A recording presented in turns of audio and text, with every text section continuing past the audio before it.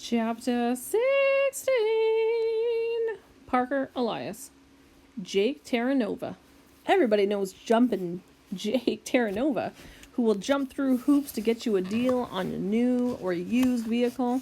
The billboards are all over town, although to me, Terranova Motors looks more like Aeromavant Rotors.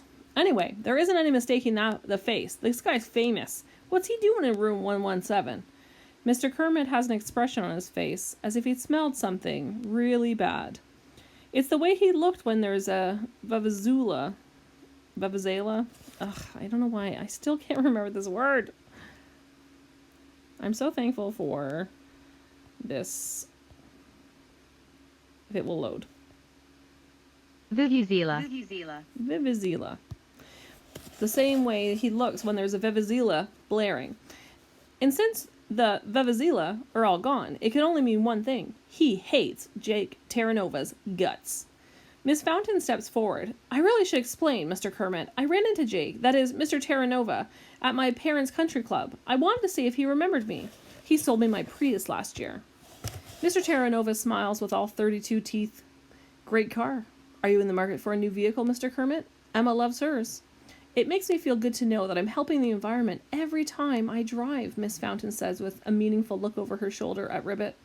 Our teacher's eyes get so narrow, they're barely slits. Anyway, Miss Fountain goes on, we were talking and your name came up, Mr. Kermit. I told him about that story in the Telegraph.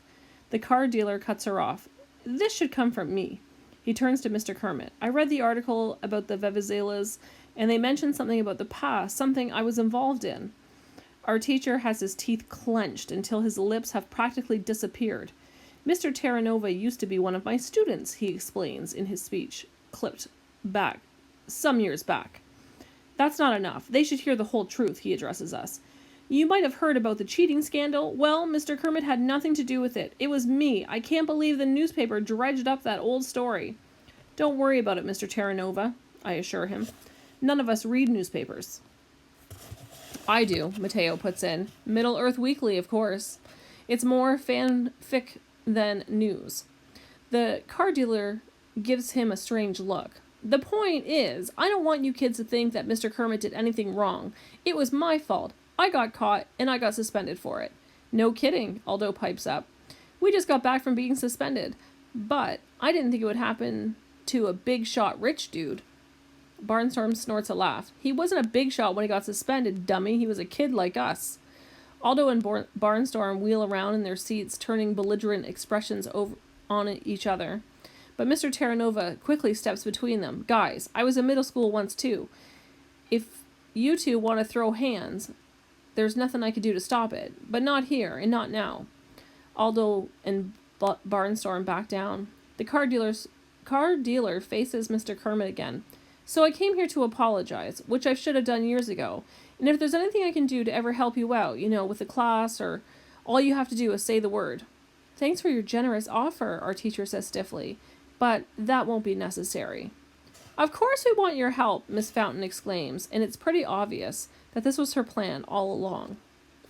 Mr. Kermit's sour expression gets worse. I'm sure Mr. Terranova wouldn't appreciate it if you and I went to his lot and tried to sell cars. And he would be just as unsuccessful trying to teach our students.